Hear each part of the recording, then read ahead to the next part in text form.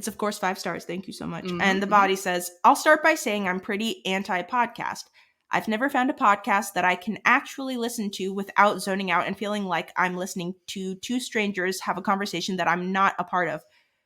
That said, I love this podcast. I drove 11 hours from Florida to Virginia this past weekend and listened to Amy and Jackie the entire time and laughed the whole way. Yay! That's amazing. Thank you for letting me fly with you on your beautiful hot dog wings.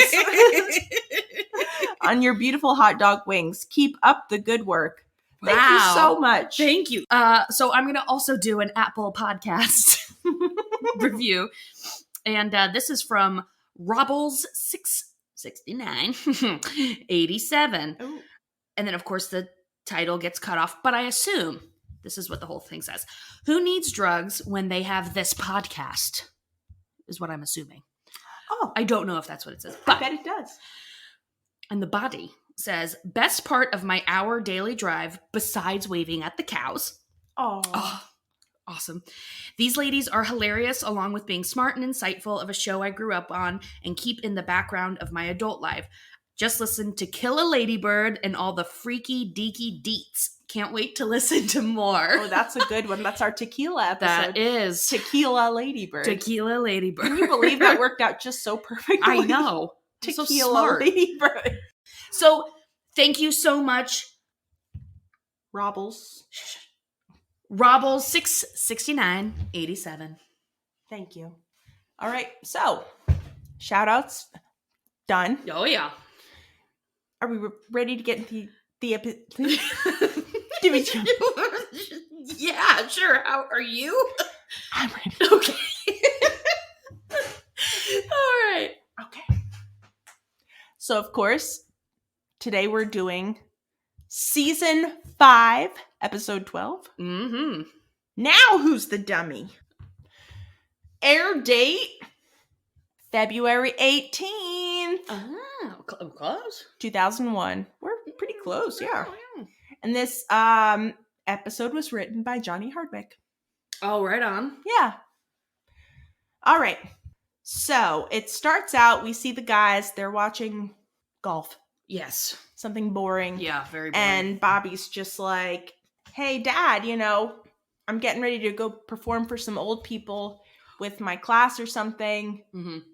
I'm doing Froggy went a-courtin'. And Hank's just like, I'm busy watching golf. Mm-hmm. Good luck to you, whatever. And Bobby is on his way. Right. Get up. You're blocking the screen. Yes. Please move. Whatever. Fine. Great. Good luck. Uh-huh. So Hank and the guys are at his house watching golf, and we cut to Bobby, and he's wearing his best Sunday best suit. He is, yep. And he's with a group of his peers. Mm-hmm. And he's singing Froggy went a-courtin', but he's very much like the lead. Yes. The star. He's just got so much razzmatazz. He's performing the hell out of Froggy went a-courtin'. Is there any sort of significant history behind that song? I have no idea. I didn't even know it was Froggy went a-courtin'. What did you think it was? I actually have no... Froggy went accordion? Something, I don't know. Froggy went accordion and... That's it. Well, I don't know the rest of it. Froggy went a-courtin' and he did ride? Oh. I don't know. Uh-huh. God damn it. All right, I'll look it up just real quick. So it's Froggy went a-courtin' and he did ride. Mm-hmm, that is the correct. Okay. But something about a pistol, you said? Sword and a pistol by his side. Mm-hmm. So what does courtin' mean? Well, it goes on to say he rode up to Miss Mouse's door. Mm-hmm. He rode up to Miss Mouse's door. Okay. Where he'd often been before. Mm-hmm. Oh, naughty. So maybe he's courting Miss Mousy. Okay. He said, Miss Mousy, are you within? Yes, sir. I sit and spin. Oh my God. Hey, Mousy, are you with it? He took Miss Mouse upon his knee, said, Miss Mouse, will you marry me? Without my Uncle Rat's consent, I wouldn't marry the president. Uncle Rat, he laughed and shook his fat sides to think his niece would be a bride. Then Uncle Rat rode off to town to buy his niece a wedding gown. Oh, where will the wedding supper be? Way down yonder in the hollow tree. So it seems to be telling a whole That is story. a huge fucking... Those are a lot of lyrics. Yeah. Wow. But it's actually not that many if you take out all of the mm-hms. But it's a 10-second song without the mm-hms. So it's basically, all right, there are only like 6 lines left. So the next to come was the bumblebee, played the fiddle upon his knee. The next to come was a little flea, danced a jig with the bumblebee. Oh. The next to come was Mrs. Cow, tried to dance but didn't know how. Oh. Now Mr. Frog was dressed in green. Sweet Miss Mouse looked like a queen. Oh. And slowly walked the Parson Rook. Under his arm he carried a book. They all gathered round the lucky pair, singing, dancing everywhere. Then Frog and Mouse went off to France. That's the end of my romance. Mm-hmm. Oh my god, that's so sweet! Isn't that sweet? That's really sweet! That's actually really sweet. So Froggy did go a-courtin'. Oh, those should be wedding vows. That was written by somebody named Tex Ritter. Sounds right. Yeah. I love that. That's precious. Really precious. All right. I'm glad we looked that up. Okay. Yeah. So Bobby is singing this precious song to this group of elderly folks at a nursing home. Who would love it, right? Of course they would. Of course. It's like so down homey and folksy. Yeah. They'd be like, no, this is like real music, Right. of course. Right. Not that future music, the Beatles, where they're just like, yeah. That's not music. She loves me. Oh, Yeah. Way to be subtle. Okay. Hippie. All right. So Bobby performs this concert with his classmates, and at the end, he catches the eye of an elderly gentleman there, and his name is Jerry Popper. And Jerry's just like, Bobby, you have it. You have the stuff. Take it from me. I'm somebody who was in show business. I had a whole show designed around me and my co-star, Chip Block, aka a ventriloquism dummy. Hello, terrifying. Oh. He doesn't like the term dummy. No. What does he call him? An action figure? No.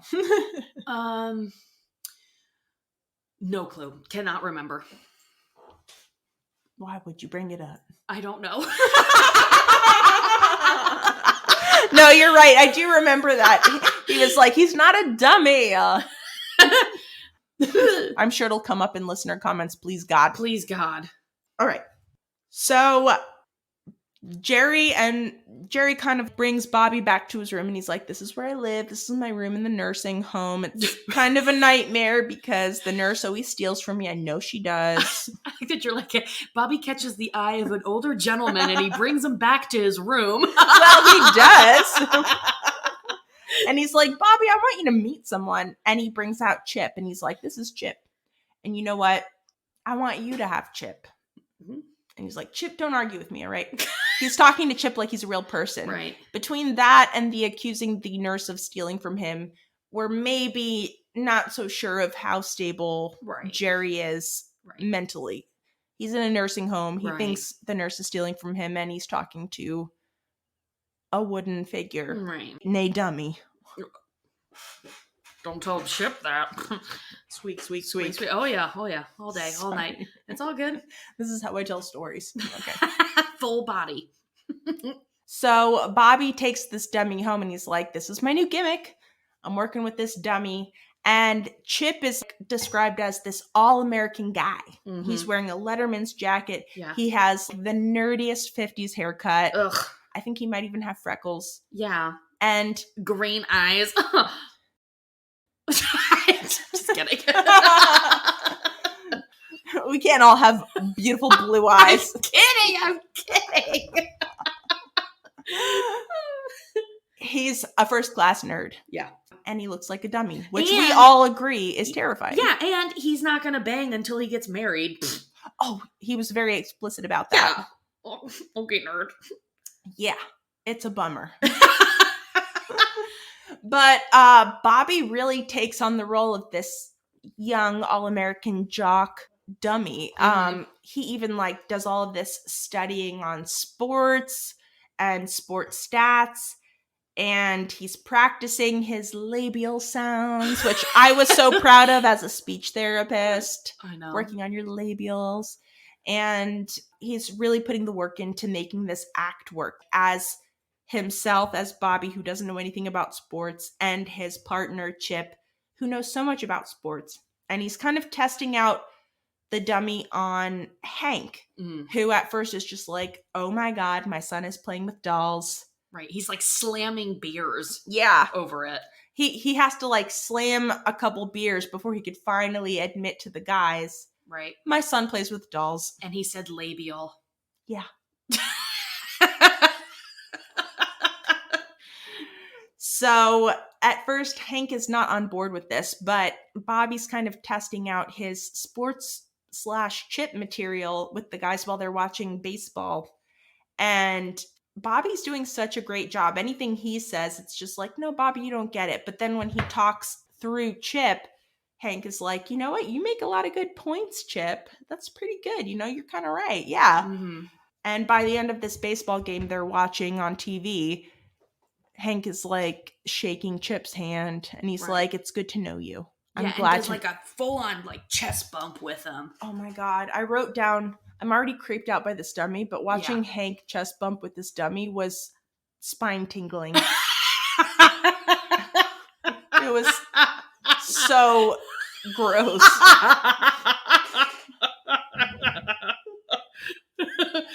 So Hank is slowly getting used to this dummy. Meanwhile, in a sort of B plot, we're seeing that Dale is having a very visceral reaction to this dummy. Oh, yeah. Not a positive one at all. The second he sees this dummy, he is troubled. Mm-hmm. It's bringing up a lot of childhood trauma. It's just very distressing to him. Mm-hmm. And I love whenever there are distressing moments in King of the Hill, we get a lot of really good animation. Truly. Really, really good stuff. The colors are so good. Like, the proportions are really fucked up and weird. It's, like, upsetting. You always feel small. Yep. It kind of harkens a little bit to Beavis and Butthead, because there was so much crazy stuff. I always, like, think of the Beavis and Butthead Do America movie, because I think there's, like, one... I haven't seen it in so long, but I think there's one scene where maybe they're tripping in the desert or they're so dehydrated, and there's just so much wild animation. And King of the Hill is very grounded. It's very realistic. Mm-hmm. And so whenever they have these crazy moments, it really stands out to me. And whenever Dale sees this dummy, the camera zooms in on him. The back fades to like magenta, the background. We see flashbacks of his childhood with his parents, mm-hmm. and they're kind of purple colored a little bit. It's all, and they're like their figures are way bigger. Yeah. It's very cool. And they're menacing, and like all of they're like at his birthday party, and all of the kids there have like these massive mouths that are like laughing really wide, and they all kind of look menacing too. Those mouths are so scary. Yeah, they're not, and they're laughing, but it's not like a ha, we're having a fun time. It's like a ha, we're laughing at you kind of thing. It's scary. Yes. You feel very unsafe. Yes, definitely. It reminds me of those paintings by, who's that Americana painter? Norman Rockwell. Oh, wow. You think of him for those? All of his paintings, the people in his paintings are what the people look like in all of my nightmares. That's amazing. Terrifying. But, all right. So that's what Dale is experiencing. Whenever he sees this dummy, he's having these intense flashbacks, and he's very, very upset. Mm-hmm. Hank has finally warmed up to Chip so much that he's like, Chip, why don't you come golfing with us? Bobby, you come too. Yeah, I guess. Bring your hand. Yeah. And so they go golfing, and Bobby is really in character. Almost too much so, because everything that Chip says, Hank is just like, great point, Chip. And everything Bobby says, Hank is just like, well, I don't know if you really know what you're talking about. Right, Chip? Oh. And then Bobby is so in character that as Chip, he's just like, that's right, or whatever. I know. And Hank even, like, tussles Chip's hair. Mm-hmm. Which, I don't know if I've ever noticed that before, but I noticed that, and it literally made me just go, oh no! Like, I know. oh, poor baby. Yeah. Hank is really taken with this all-American piece of wood. Yeah. Uh-huh. That's right. And Bobby's even like to the point where he's, as Chip, making fun of himself along with Hank. Yeah. Oh. And just kind of playing that part. Yeah. At one point, he even says, as Chip, he's just like, oh, actually, Bobby came up with that idea that you like so much. And then Hank is just like, you're too modest, Chip. Yeah. Oh, yeah, sure. I'm sure he did. It's like everything that this doll is saying is coming from Bobby. I know. Oh. Don't you understand how dolls work? He's so desperate for a son that he can relate to that he's willing to just believe that Chip Block is a real kid. Yeah. And I think, I kind of don't like that he's making fun of Bobby with this dummy. Yeah, of course. I don't like that, but we come to a point where in the night, drama, picture darkness, scary. Oh. Everything's already a little bit scary because there's a dummy there. Yeah. But then a disappearance, a mystery. What happened? An open window, curtains blowing. What is it? Who? Why?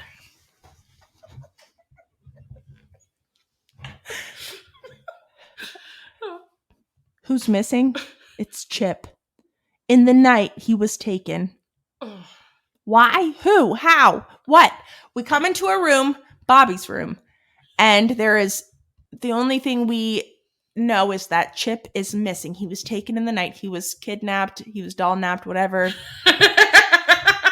And Hank and Bobby are just like, oh my God, what happened to him? They look up. They see that Bobby's window is wide open. The curtains are blowing. It's obvious somebody came into the room and took Chip. Mud prints everywhere. This person literally stepped in dog shit and walked all over all of the Bobby's evidence, room. All of the evidence in the world.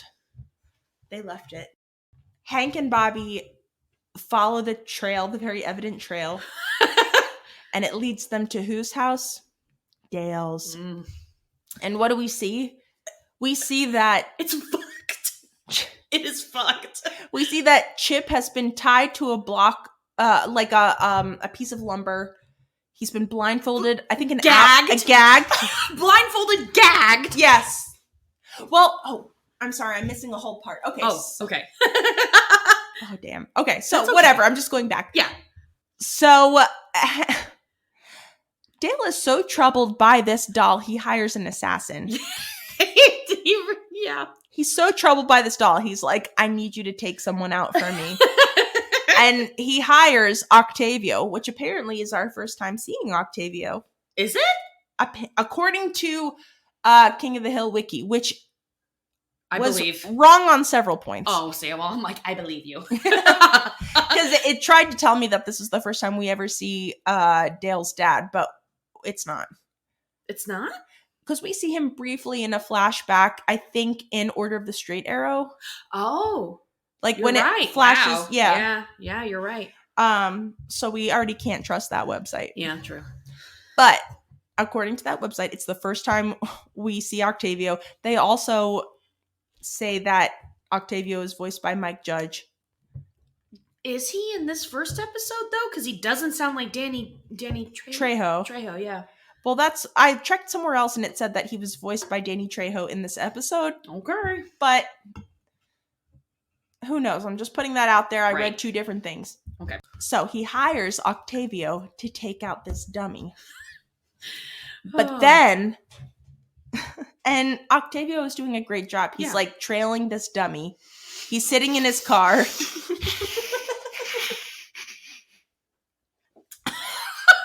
He's trailing this dummy. He's sitting outside of Hank's house. He's got binoculars. He's got a recording tape. He's just like, I'm watching the dummy. Right. This timestamp. This is what I'm seeing. Blah, blah, blah. But meanwhile, Dale is trailing Octavio. Dale is trailing Octavio because he's so suspicious. And he's just like, timestamp 12, whatever time it is. I just saw Octavio talking into a tape recorder. and that's evidence, so he can no longer be trusted. So I need to get rid of Octavio. And we see Dale go to the hardware store, and he talks to the guy, and he's like, here's what I need. I need a gag. I need chloroform. And I need duct tape. Right this way, sir. Yeah. And so when Hank and Bobby make it to Dale's house, we see that he has duct taped and bound and gagged Chip. It's so fucked. It's so fucked. And he's tied him to this big giant wooden plank, and he's putting him into this wood chipper. A la Fargo. Yeah. That's the only thing I remember from that movie. Oh, yeah. And Steve Buscemi. That's it. Well, wasn't he the one that went through the Maybe. wood chipper? All I know is that he was in it, and then somebody went through a wood chipper. I think it was him. I believe you. Yeah. I believe you. Well, he couldn't keep his mouth shut. Oh, there you go. And neither could Chip. I guess. I don't know. That's true. That is true. Yeah. So Hank and Bobby run to Dale's house, and before they can reach Dale, they watch in horror as he puts Chip through a wood chipper. It is so violent. Imagine being an 11, 12-year-old boy, and you're something that you've come to kind of believe is real, going through a fucking chipper. Amy, Bobby shouldn't be allowed near Dale. He's already kidnapped him and tied him to a tree in the woods and tried to drink his blood. Right. He shouldn't be allowed near Dale anymore. Dale is an unsafe adult. Not safe. He is not safe. No. It should be like you're only allowed around Dale if Nancy is there. Or if Hank is present. That's right. But Hank has also been susceptible. What? Okay. All right. He was also tied up. Well, here Dale is traumatizing Bobby again by wood chipping this dummy, and they watch in horror as Chip is destroyed in this violent way. And then Dale laughs at them, and he's like, good luck putting this dummy together, because I also put a chair and a table in here. A toboggan! A toboggan! 2 chairs and a toboggan! So good luck. You'll never get this dummy back together. Oh, shit. And it's also a vintage dummy. Like one of the originals. Gross. All right. Okay. I hate all of it. So, Bobby and... Well, Hank, more than anyone, is so upset by this. He's like, oh my God, no, Chip, this was my lifeline to my son, and now it's gone. Right. Meanwhile, Bobby's like, maybe this isn't the worst thing, because Chip was kind of getting in the way of my relationship with my father. Right. And he tries telling Hank this, like, maybe we don't need Chip. But Hank is like, you know what? We don't need Chip. And Bobby's like, okay. And then Hank's like, because we can make our own better Chip. You need the real fat neck. And you know how I love a project. And you know how I love wood. And so he starts making all these designs and plans to make a new, better Chip. And it's kind of coming off a little bit like the son I always wanted. Of course. Right? It's, even more so than the other Chip. That's Chip right. 1. And even Peggy's just like, this is, maybe instead of working on this design, you can go like throw a football with Bobby. And Hank's like, don't you get it? I need this dummy so I can hang out with Bobby. Oh.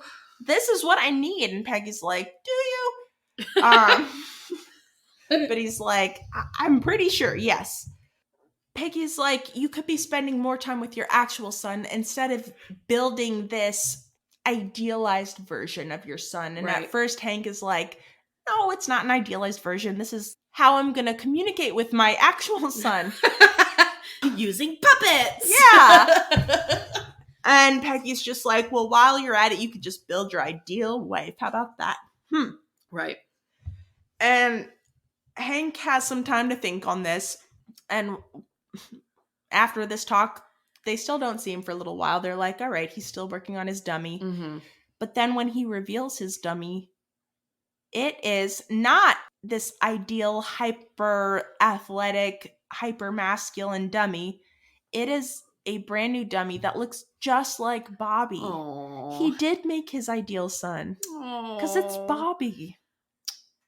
Aww. And it looks just freaking like Bobby. It really does. Just a very smaller version of him. Yeah. It's perfect. And he's like, here, I made this as your replacement, Chip, and look how beautiful it is because you're beautiful and I love you.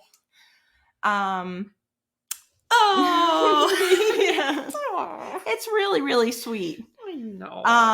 And then the last thing we see, and this is during the credits, we see Dale in his basement, and he is, I think he's calling Octavio or leaving a fake message, and he's trying to say like, oh, you know, somebody who claims to be Dale Gribble tried to fire you. Obviously, he's just trying to worm his way out of something. Mm-hmm. And then his alarms go off and he looks on his monitor and he's looking at all his different cameras and there's nothing there, nothing there, nothing there. Where could this alarm be coming from? And he finally cuts to the last camera image and it's just a close-up of the new dummy. And he screams and he chloroforms himself. And that's the end of the episode. So I will say real quick very good before we cut to Patreon shoutouts, I will say he did you think like, oh, he's buying the chloroform because he's gonna like not just fire Octavio, he's gonna murder him maybe? I was thinking he was gonna chloroform Chip because he's insane. I fully thought he was like, I gotta get rid of Octavio. I can't trust him. He immediately went and bought a gag, duct tape, and chloroform. And then and I was like, oh, he's going to use this on Octavio? What a psycho. And then what he ends up doing is he uses the duct tape and gag on Chip. And then when Hank sees him, Hank's just like, what the hell? And Dale's like, good luck catching me. And then he immediately chloroforms himself and passes out. It's the perfect crime. The end. Yay!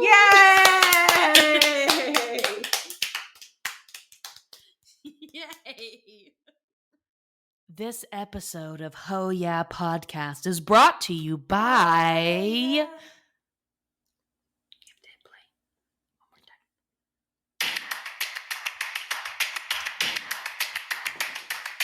Joe, what do you know?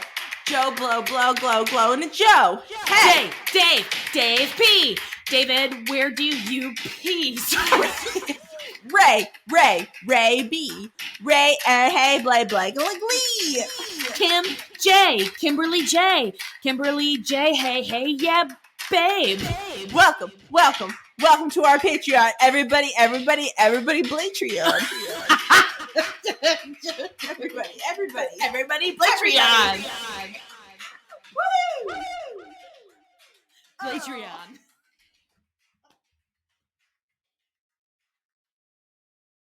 All right. So, Amy, tell me your favorite parts, your favorite quotes, moments from the episode. Okay. Do you have anything? I sure do. Let's pull them up, huh? Okay. All right. I don't have a whole lot. Because lately I've just been really enjoying the episodes, you know?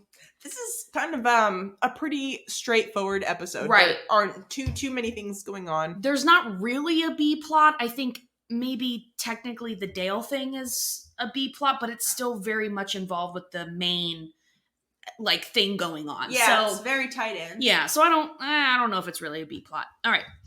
So, I thought it was funny when Hank got really upset when Bobby said labials.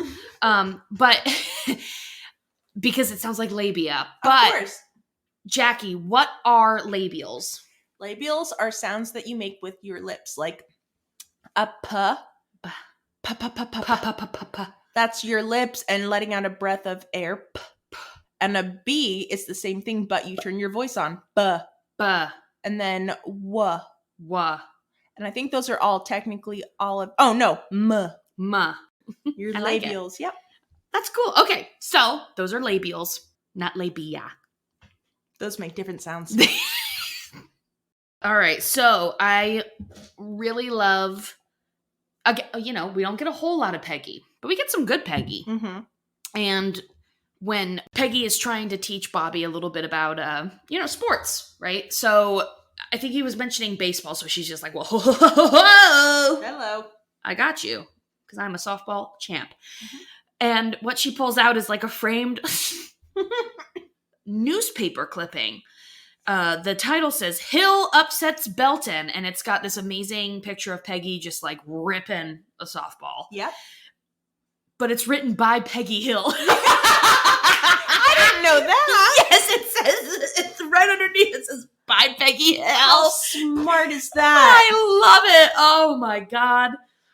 Fucking hysterical. I don't even know if it's an actual newspaper clipping or if she just like mocked it up and then printed it out. I wouldn't be surprised. I wouldn't. I will tell you, Will, the last time Will was in Florida, he got this clipping from the newspaper from when he was a little kid. And it was an article about where he and his sister were interviewed about this area of shrubs that were like chopped down to build a complex. Mm-hmm. And it was him and his sister, and they were just like, birds lived there. Oh. And then it was written by him and his sister. Wait. How? They just wrote this tiny thing, submitted it, and they printed it in the paper. Oh, that's so precious. Yes, that's so precious. So I think you could maybe just write your own articles. I'm going to start doing that. Yes. Amy Spence. I already Throat do it. Goat by Amy Spence. Single how? Question mark. Oh, okay. We get a little glimpse of Lady Beard. Mm-hmm. We get a little precious Lady Beard, and they somebody Bobby steps on Lady Bird's tail, maybe, or Dale. Dale. When that's he's right, because he's running, freaking out, screaming from the dummy. Right. That's right.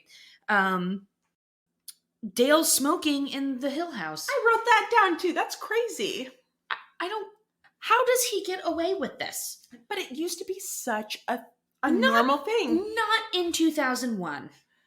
Come on. It's crazy. That's absurd. That's a 70s thing. You would be surprised. It was a different time. It was a different time. All right. So anyway, Dale's smoking in the Hill house. Get the fuck out. Yeah. Go outside. Gross. And I love smoking a cig. I know it's disgusting. I don't do it that often. But go outside. Whenever I go down to visit my mom's a smoker, and she, when I grew up, she smoked inside, but for the past 20 years, she's been going outside. But while she's in hospice, they let her smoke inside, of course. And it's taking me back to a time where I'm just like, oh yeah, you used to smoke inside all of the time, and this was normal. And it is such a novel experience now. Yeah. Oh yeah, absolutely. To just be in a house where someone's smoking. God, I can't believe it used to be normal. I know. Just a little quote by Hank, where I think there were like the guys were all impressed, like, Bobby, how are you like throwing your voice kind of thing? And Hank's just like, he's using show business. Yeah. Yeah, Bill was just like, how did you do that?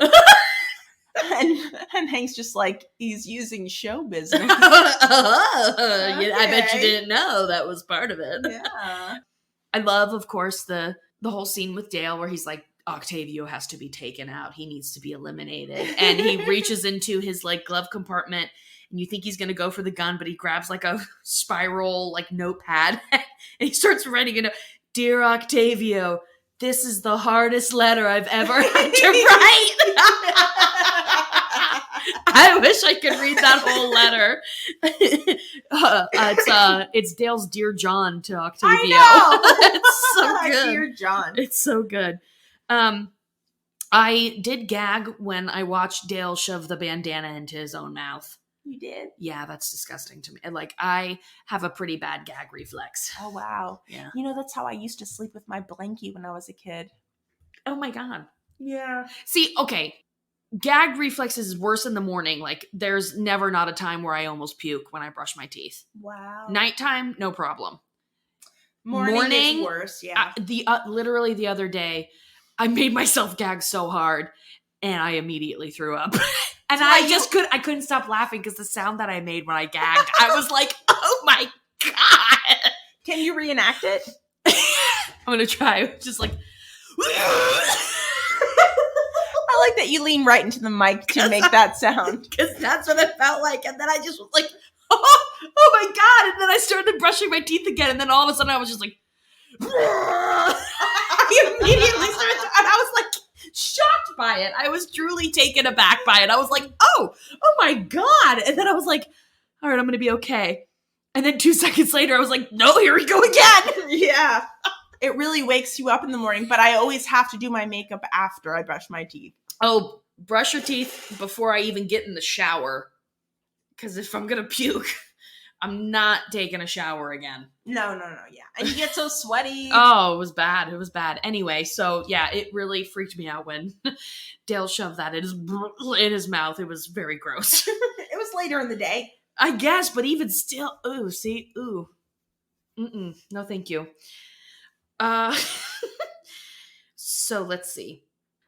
You know, we only got a little bit of the Popper, Mr. Popper. I but know. He was amazing. Mm-hmm. What a great character. And when he was saying, he's like, you know, I invented the windshield sound. Or like, so, or the wind wipers, like, and he just kept going. Every once in a while, he'd throw like a W, a labial sound there, where it'd be like,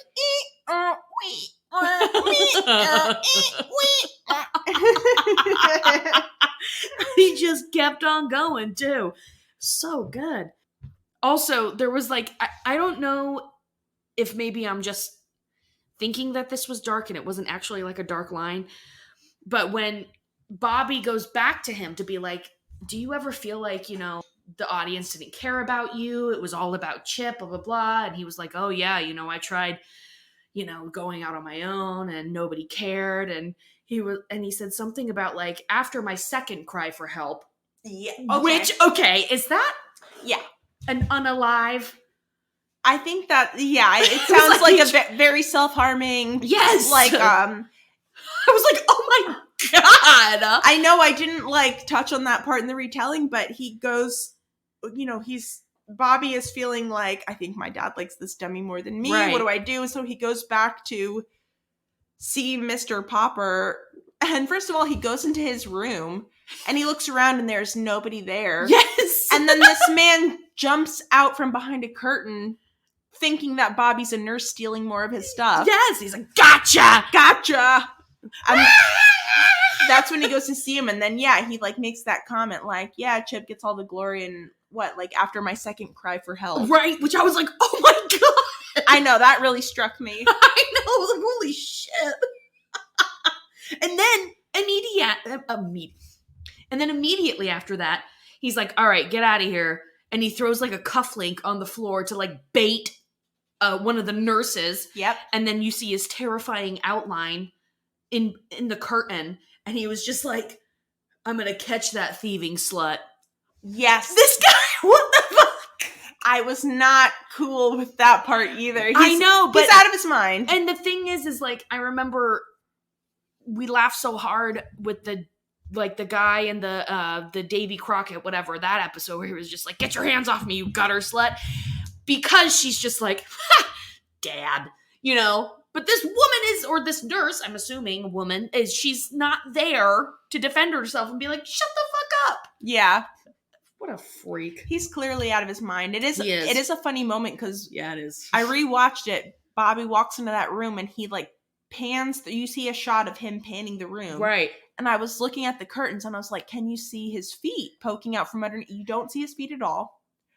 And then Bobby's just like, oh, I guess he's not here. And then all of a sudden you see this man behind a curtain, his feet sticking out, and he's just terrifying. Like, gotcha. Terrifying. It's all terrifying. If I was Bobby's age, I would shit my pants. If a man came out from behind the curtains. Oh no. Thank God I don't have any curtains in this apartment. All my curtains are sheer. Ugh.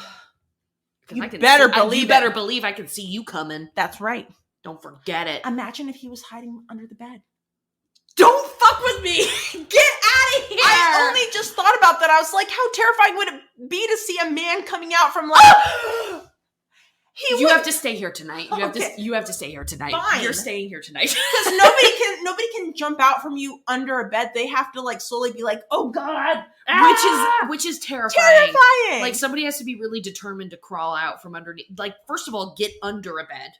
You have to be determined to get under there. You have to be so flat too. Right. And like then to crawl yourself out, claw. I yourself can't out fit of it? under my bed. I I've would- tried. Oh, no, there's no way. I would never even be able to get past my ass. There's no way. No. I would, if I saw somebody crawling out from underneath my bed, what I would like to do is stomp on their head immediately. Guaranteed, yeah. But I feel like I would be too scared to actually do it. Like I would be in full panic mode and I would just like freeze. I would try to jump like 20 feet off of the bed. I would be afraid fly through the door. I used to practice that when I was a kid because I was always afraid of things Yeah. under the bed. Oh yeah. And so I would stand on the very edge and leap as far as I could. Yep, I used to leap towards my bed from the door. I used Yes! to take a fucking running leap. Yes! Why is there an under the bed? Why? Give me one of We those. need to get rid of those. Give me one of those beds that Yes, has the drawers. But now there's going to be some terrifying tiny person who can fit in a drawer. Well, I always thought like a highly skilled tiny assassin Yeah, that would be able to fit into one of these is too important to kill me. that's true. Why would they even bother? They would be used for somebody more important. Exactly. They're being, contracted to kill a head of state. If they kill me, they have the wrong person. You've wasted your time. Yeah. You've wasted your time and your talents at cramming your body into a small drawer. A little drawer, yeah. Yeah. I'd rather be killed by a tiny person than a large person. Sure. I would rather not be killed by anyone, but if you had to pick. Yeah, big A people, tiny, like- small. A tiny, agile, skilled person versus a big idiot. Yeah. I imagine it would be faster with the agile. I think so. They don't want a big mess. They just want Right. it quick and efficient. Get in, get out. Yeah. Get it over with. And as far as I'm concerned, I'm just like, is this my cat? How cute? Whatever. Oh, precious. By the time I realize what's happening, I'm dead. It's no big deal. Yeah, right. And we've come back to it's no big deal if you die. I'm not scared. We're okay with it. Unless you're crawling out from underneath the bed, and then I'm not okay with that. You better be tiny. You better be fucking so small. Okay, anyway. Okay, I got two more things. I don't know, this is another one of those lines that's just so good, where Hank he's building chip number 2, and he's like, hey, Peggy, you know the hair we always find in the drain? Oh. You don't just throw that out, do you? Wait a minute. Bill, he has bags of hair at his house. Oh, yeah. Talk about gagging. Talk about gagging. Get out of here. It's so fucking gross. Of course he has bags of hair at his house. I bet he sleeps on them. Oh! I bet he piles them up and sleeps on them like a little rat. Bill? Yeah. He sleeps on piles that are still attached to his body. Gross. Oh, God. Oh, okay. Last one. And I love that it's like made as like a sweet moment, but also a nice little dig at Bobby. Where, he makes the Bobby dummy, right? And he's like, oh my God, these are my short pants from when I was 3. And he's like, well, I don't know, Dad. Short pants don't really belong on a football field. And Hank goes, that's okay, son. Neither do you. But it's true. It's true. He's right. That's it's okay. right. You don't belong on one, and I'm okay with that. That's right. So, Jackie, those were mine. Mm-hmm. Give me yours. All right. If I didn't take all of them. No. All right. Well, first of all, I just want to say that Pamela Adlon is top tier this episode. I mean, she's always Definitely. top tier, but her doing Bobby's voice, doing Chip's voice is awesome, and it sounds painful. I know. Yeah. It sounds like a lot of strain. Yes. Ow. Yeah, you're right. So I just wanted to acknowledge that. I wrote that I love a skittish Dale, and he's so skittish this episode. Oh yeah, he is ready to fight at any moment Or run away. Oh, right, yeah, true. Run away. We see him running away. We see him jumping over fences. He's making all kinds of sounds, and then drugging himself to pass out. Which, I get that. I wrote, cringe, dummies are gross when Hank chest bumps Chip, barf. I also made a note about Dale's dad. Mm-hmm. So this is the second time we see Dale's dad, and he's both times, I think technically are flashbacks, and both times he's depicted as this kind of intimidating figure. Yeah. And then when we meet him later on, it's maybe not quite the same as that image. Right. And I know people have talked about that. Right. So that'll be interesting to touch back on when we actually get to Dale's dad's episode. Mm-hmm. I wrote Dale smoking inside Hank's house is gross. Yep. Yeah. Oh, I read that during Dale's birthday flashback, a substitute song is sung because Warner Music claimed to own the copyright to Happy Birthday, and the producers wanted to avoid royalty fees, so they sing the same song they sung in the last episode. Someone's got a birthday, I wonder. Oh, interesting. So there's a flashback to Dale's childhood birthday party, and all the kids are singing that song. Wow. Yep. You know, I've always heard about that, how like Warner Brothers has the rights to the Happy Birthday song. How? It's in public domain now, but okay, that was only recently. Because I remember hearing about it on the news. Right. Like, that seems so strange. That song seems like it should be a universal thing, right? Somebody made some good money off that. Warner Brothers. Well, I think it was originally written by like a couple of sisters. That's so weird to think that song has just never that song feels like it's just always existed since the dawning of time. Yeah. Dawn of time. The dawning of time. It says it was composed in 1883 by Patty Hill and Mildred Hill. So a couple of hills. A couple hills. Yeah. All right. There's just one quote by Peggy in the beginning when she's in bed with Hank. It doesn't have anything to do with anything, but she's reading a magazine. She's in bed with Hank, and she's just like, Hank, what is it about models that rock stars find so attractive? I love that he just doesn't answer. Yeah.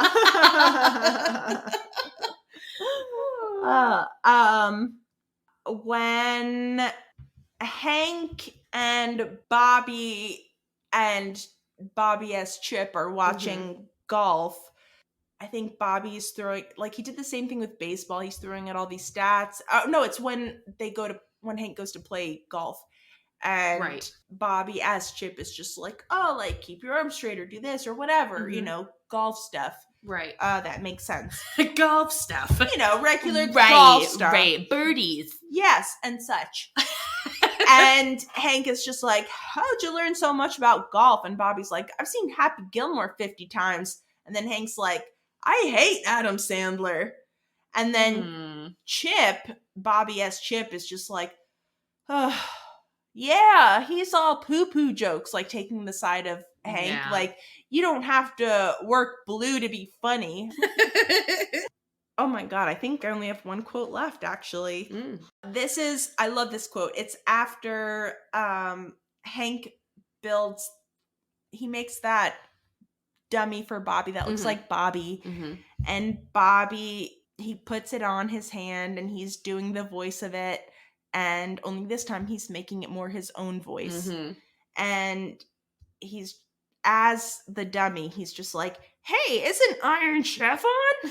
And Bobby's like, yeah, let's go watch Iron Chef. And Hank's like, the Rangers are playing the Yankees right now. And the dummy is just like, Iron Chef. And Bobby's like, Iron Chef, sorry, Dad, it's 2-1. And Hank's like, yeah, I guess you're right. But I love that he's got this dummy for 2 seconds. The first thing it says is like, let's go watch Netflix.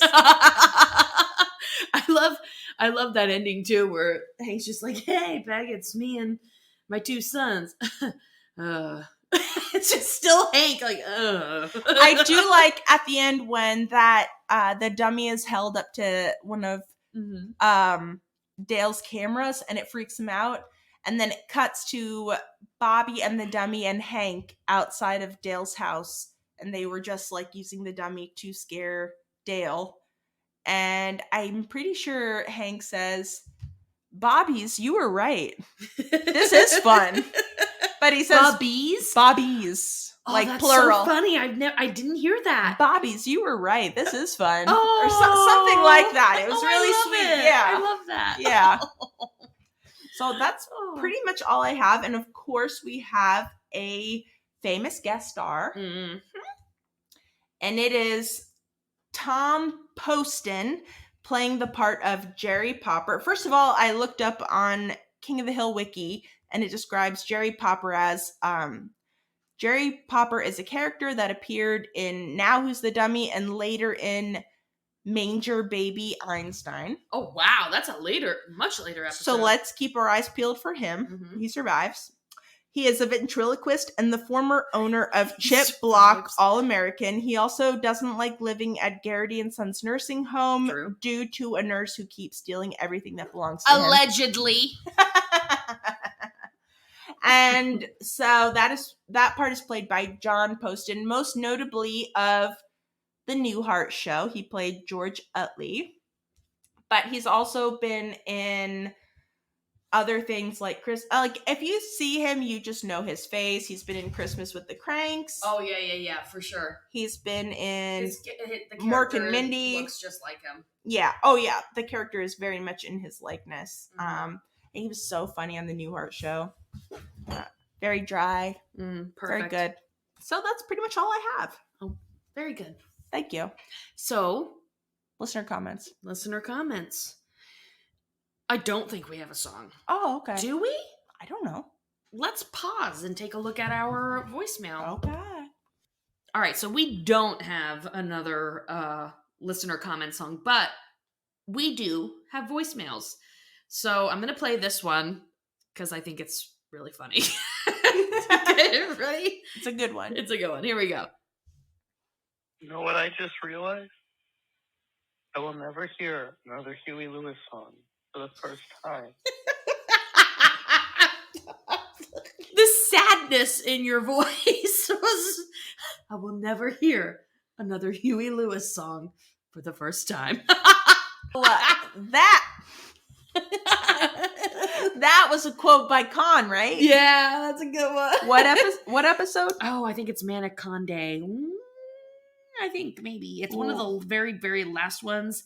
And we find out that Khan is diagnosed with bipolar disorder. Oh my god, I don't even remember that. Because I don't think that was actually aired. It was... Nuh-uh. Yes, it's like one of the last episodes in the very last season. Oh my god. I think it was supposed to be one of the last ones in the last season, but Fox had canceled King of the Hill. So they aired that episode where To Sirloin with Love. And I think... Oh my god. And it's the one where Bobby like learns all about meat, and when we see like everybody comes out for like a big barbecue at the very end, and it's very sweet, and it's very much like this is the ending, and that's when everybody finds out that Boomhauer was a Texas Ranger. He's not, but anyway. He is! He's not. He's not yet. That guy is not a Texas Ranger. He's Maybe at the very end. I don't believe he is now. I believe that he becomes one later on, because there's no way! There was no way that guy is a Texas Ranger. Anyway, so I think that was the last officially aired episode of King of the Hill, To Sirloin with Love. And then Manic Conde was supposed to be like the next couple of few ones for there was like, I think 2 or 3 more after that. They didn't air? And they did not air. But they're on Hulu. All right. So right off the bat, I see a quote by some tribe, and it says... Wait a minute, Bill has bags of hair at his house? And then some tribe also says, you know that hair we always find in the drain, you don't just throw that out, do you? Here's another one that is relevant to what you said, Jackie. That one Cade says, Pamela Adlon doing a Bobby voice, doing a voice of a mini Bobby is my favorite thing. with a goat. Wait, little feral cowboy says windshield wiper noises. And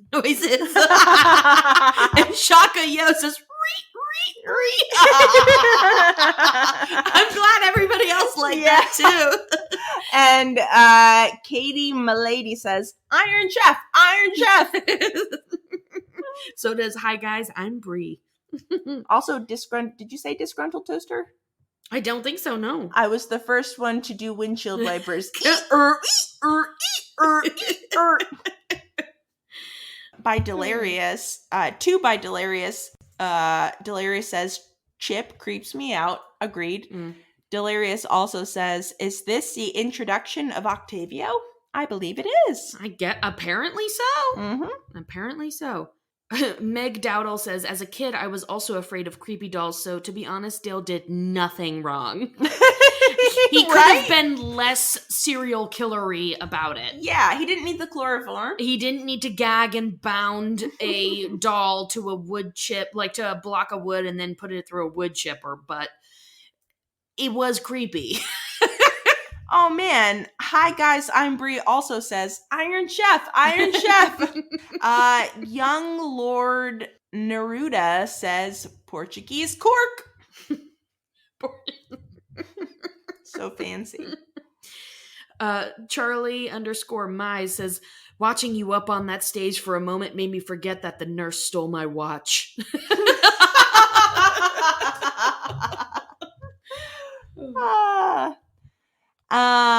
Bender's Redemption says, I hate Adam Sandler. Yeah, he's all poo-poo jokes. Oh. Ryan Film Lover says, you wouldn't punch someone who's unconscious. Right when Dale chloroforms himself. Oh, you know what? 5-Star Man says, the only time we ever see Dale's mom. And that's true. I saw that. Isn't that wild? Yeah. I love her beehive. I know. She looks amazing. Yeah. Arches Higher Alice says, is this why Dale created Dale's dead bug? Because of his mean father Bug? Well, that is a very good question and a very prominent fan theory that we're going to have to get into during a rodeo of my own, which is the episode with Dale's dad. I know, I can't wait for that one. Arbitrary and Delicious. Octavio must be gotten rid of. Dear Octavio, this is the hardest letter I've ever written. I just love it. I love his Dear John letter. Bug Cider says, the Gribbles seem to be a piano family. Wonder if Johnny Hardwick influenced that a bit. I bet. Yeah, he plays the piano. He does? Yeah. He has a whole YouTube with him playing piano and songs, and he also does like a Dale Gribble podcast. You know what? I bet. Wait, what? Yeah. Why aren't we on it? Why isn't he on our podcast? Because we're too scared. Way too scared. Yeah. Way too scared. Way too scared. Okay, here's my last one, and I did not catch this one. This one's really good. Jake's Always Baked says, well, it's 4 p.m. I'll let you get ready for dinner. That's Bobby. That's really good. That's a really good one. And my last one by Zach_Valentine17 says, ventriloquist dummy scared the shit out of me as a kid and a little as an adult. And I feel the same way. Yeah. Oh, scary. You know what, everybody? Excellent listener comments. Thank you so much. Preach. We love you. So we're going to get into trivia. That's the last part. It's the last part. That's all that's left. Somebody sounds rough. Okay. Well, my birthday is tomorrow. Thank you. Please and thank you so much. It's in like 30 minutes. Yeah, well, I got to get my digs in before your birthday. All right. I'll take them. All right. You want to go first? Sure. Since it is your birthday. Okay. All right. Okay. Amy. Mm-hmm. Who was the last person to pitch 30 winning games in 1 year? Oh, no, I do not have this. And I knew that I should have wrote it down. I have no clue. It is Danny McClain. He was playing for the Detroit Tigers, and he won 30 games in the year of 1968. That's impressive. And how many years did he get for pension fraud? 8. Yes! Ah! All right, here's kind of a broad question. Pension fraud. Bummer. What does Hank hate? Adam Sandler? Yeah. I'm also accepting infield singles. Oh my God. I would have never, ever remembered that one. What is an infield single? When you hit an infield and then you can only get one base. Oh my God. I think you're right. Look at you. That sounded like a foreign language to me. I don't know where that came from. I was possessed. So I looked it up and it said an infield hit is when a base is hit on a ball that does not leave the infield, and a single is when the batter reaches the first base without the help of an intervening error or attempt to put out another base runner. So I think it's basically like somebody who hits a ball that doesn't leave infield and they just instantly make it to first base. Yeah, they get there without any issues. Okay. And then, I'm gonna count that as a 1 for me. Oh, 100%. So you have 2 already. And then the last one I have is in the very beginning. Hank and the guys are watching a golf game, and they're watching a gentleman putt. How many feet must he putt? Fuck. 9? 12. Damn. And that's it. All right. Well, very good. You got 2. That's very good. Those were tricky ones. That was unexpected. All right. So I think I have maybe 3. Okay. So first one, Jackie. How much does Dale pay Octavio to kill Chip Block? All right. Altogether, 60. Yeah, okay. $20 today, $20 when it's done, and $20 for supplies. I'm embarrassed how long it took me to count that up. It was like 20, and then that's 40. Okay, all right. What is the name of the theater chorus group that Bobby gets the lead for? Ooh, I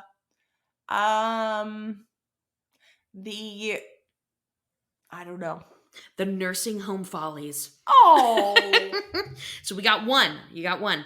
All right. Now, what is the name given to the phobia of human-like objects?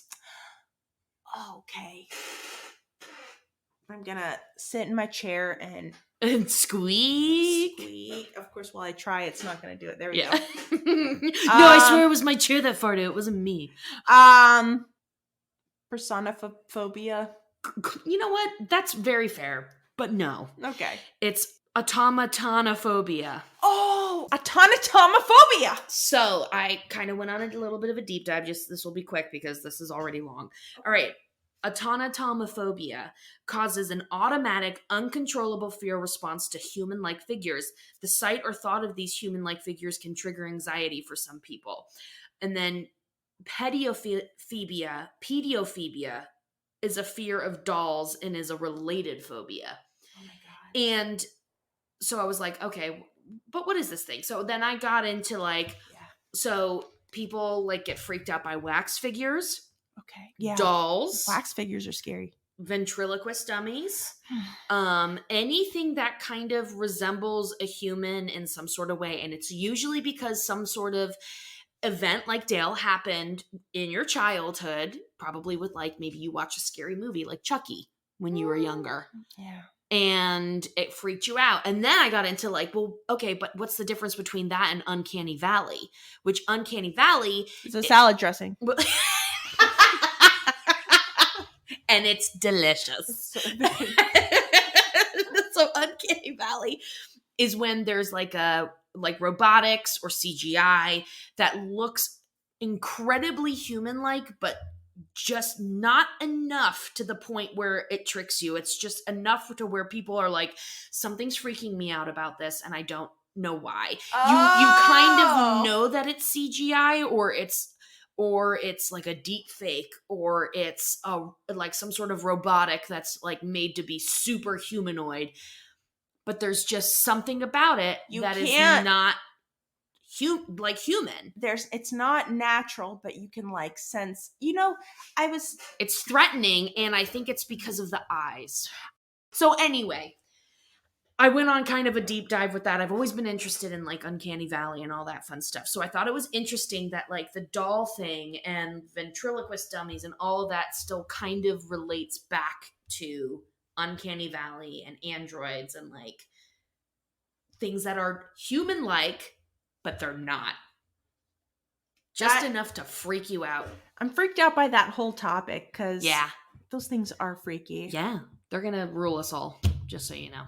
Anything soon with enough. a face is freaky. Yeah. They're going to rule us all. We're going to program them to only do right and wrong, and then they're going to have inherent biases, and then we're all going to fucking die. They're going to kill all of us. They're all going to be like, it's going to be like the Santa Claus from Futurama, who's like, all of you are bad. You all die. Oh, yeah. He's evil. It's he's right, though. Anything that looks like the real version of what it is, but isn't, is scary. Like, I've had what is it? I've had a squash in front of my house. I decorated it. I decorated it at Halloween. I put some eyes on it. That's not what I was expecting. What's that thing? A squash. It's a squash. And it's been in front of my house. I put eyes and eyelashes and a mouth on it to make it look like a scary gourd at Halloween. And it just has lasted so long. And only recently I noticed it getting soft. So I picked it up. I took its eyes and mouth off, and I just threw it into a bush. And as it decays, it becomes more and more obscene. It just looks like a cock and balls. It just gets limper and limper and free. I'm just like, now I'm going to have to go into that bush and get it. Talk about Uncanny Valley. Yeah, you're telling me. There's nothing behind those balls. There's I'm nothing. There's no soul. There's no soul. It's looking right at me. It's freaking me out. Hole to hole. I'm looking right at it. I'm telling you. I'm going to send you a picture. Please do. Okay. So that's it. All right. That's the episode. Thank you, everyone, for sticking around. Thank you. Hope you have a wonderful week, day, month. We'll see you whenever we get the chance to come back again. Send us your songs at hello@hoyapod.com, or you can sing it into the voicemail at 386-530-3876. Ding. And and just send us stuff, mail us stuff, and whatever. We love you. We love you, and thank you. And until next time, vaya con Dios.